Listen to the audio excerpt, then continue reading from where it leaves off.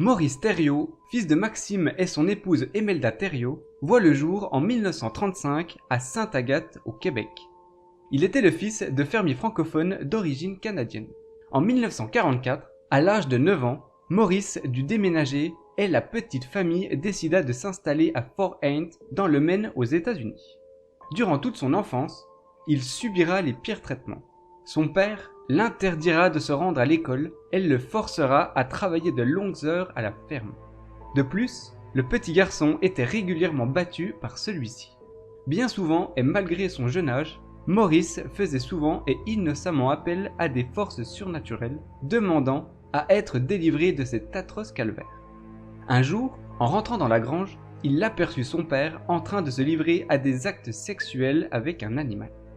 En voyant l'enfant rester inerte face à cette scène, il devint alors fou de rage, il prit à partie le jeune Maurice et l'impensable se produit. Il le viola à son tour.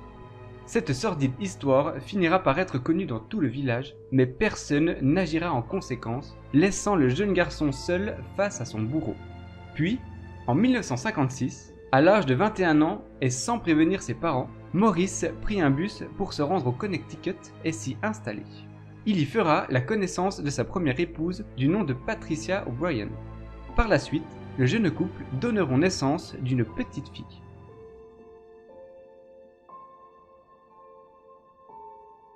D'après de nombreux témoins et proches de Maurice Thériault, à l'âge de ses 21 ans, l'homme aurait été sujet à un phénomène dit de bilocation.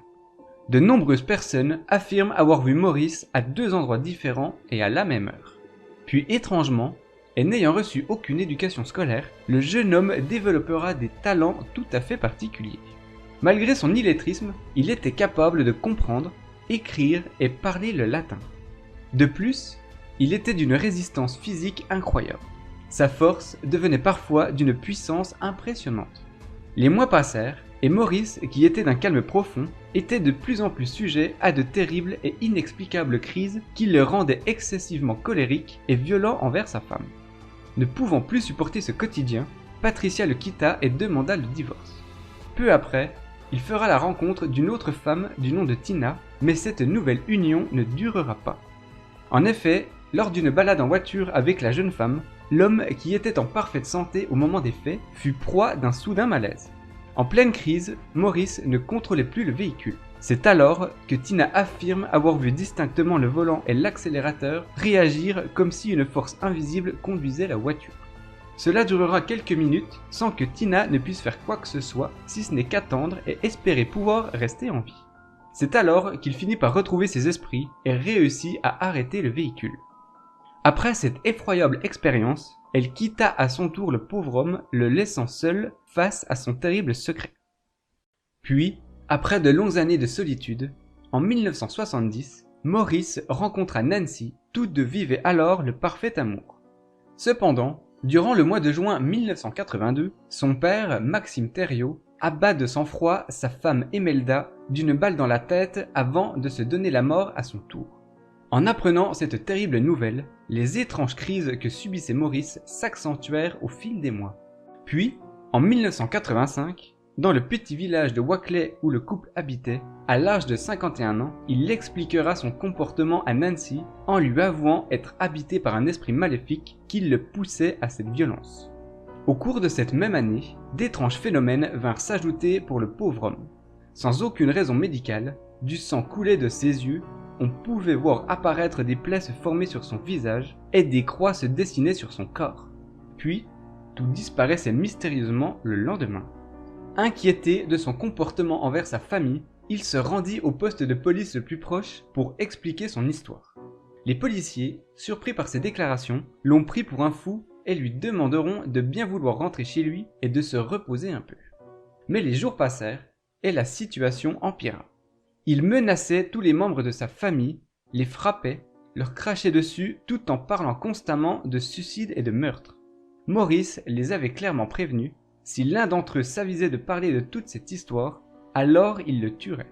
Sous le choc de ses aveux, personne ne daigna dire quoi que ce soit.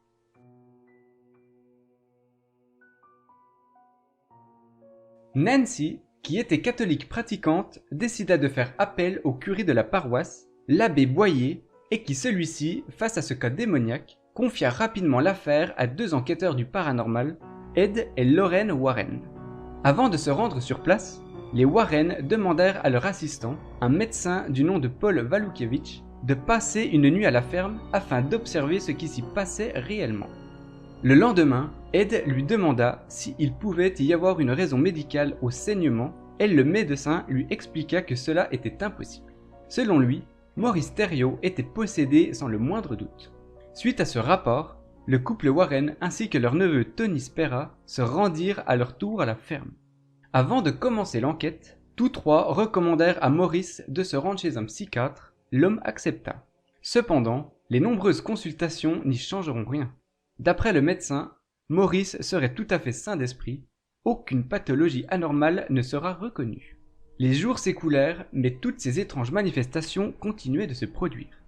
Au cours de leur enquête, Tony et les Warren virent le pauvre homme saigner des yeux et de la bouche.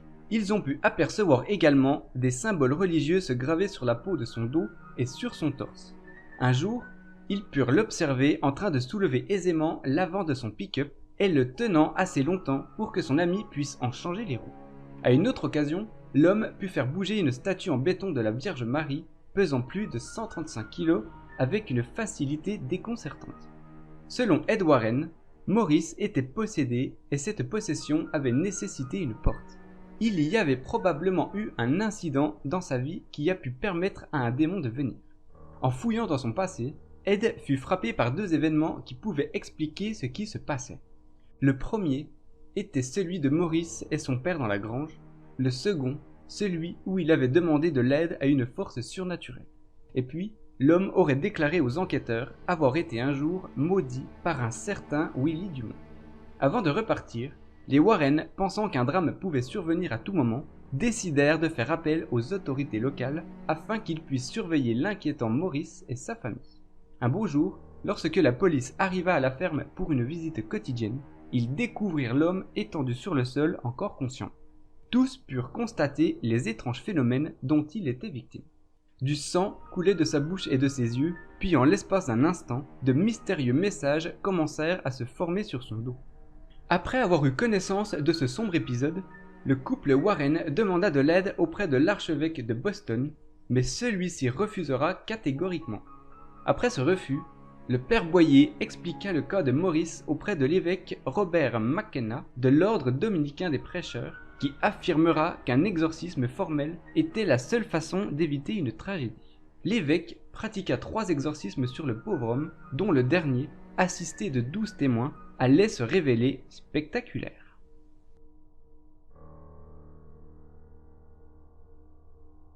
L'évêque Robert McKenna se rendit chez M. Thériault et commença à exercer le rituel du démon.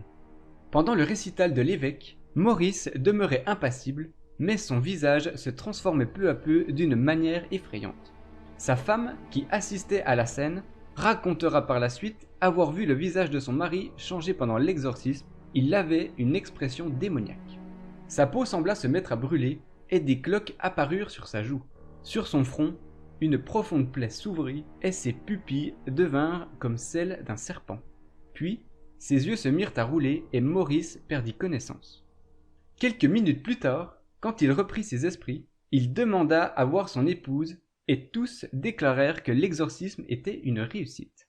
En effet, l'homme semblait être libéré de son tourment. Concernant cette affaire, cet exorcisme sera le premier à être enregistré sur bande vidéo. Le temps s'écoula et de nouveaux problèmes vinrent s'ajouter pour Maurice Thériault. L'homme était à présent accusé d'avoir agressé sexuellement sa belle-fille pendant de nombreuses années. Quand il apprit ces accusations, Ed Warren avança alors une surprenante théorie en affirmant que ce n'était pas Maurice qui avait agressé sa belle-fille, mais un esprit diabolique qui avait pris son image. De son côté, l'homme n'avait aucun souvenir d'un tel acte et l'idée d'être reconnu coupable le torturait. L'affaire fut classée sans suite par manque de preuves et la famille retrouva une vie paisible. Mais en 1991, le couple Warren reçut un appel inquiétant venant de Nancy. D'après ses dires, son mari redevenait bizarre et violent. Du sang coulait à nouveau de ses yeux et d'étranges manifestations refirent leur apparition. Un jour, lorsque Nancy rentra chez elle, Maurice bondit par la porte de la cuisine avec un fusil de chasse à la main. Terrorisée, la femme sortit précipitamment pour aller chercher du secours. Alors qu'elle courait, une balle l'atteignit au bras et une seconde l'effleura dangereusement. Voyant Nancy s'éloigner de plus en plus, Maurice la rattrapa rapidement. Il la força à rentrer et l'obligea à s'asseoir juste en face de lui, en lui disant avec une voix sombre « Tu te souviendras de ça ». Voici le témoignage déclaré au policier par Nancy en voyant son mari pour la dernière fois. Il s'est assis sur l'autre sofa devant moi, à environ 2 mètres. Il essayait de mettre l'arme dans sa bouche, il la bougeait comme s'il se battait contre quelqu'un. Finalement, il l'a mise dans sa bouche et a tiré. Sa tête a bougé d'avant en arrière, son corps a reculé, et la seule chose que j'ai dite à ce moment-là est Amen. Amen.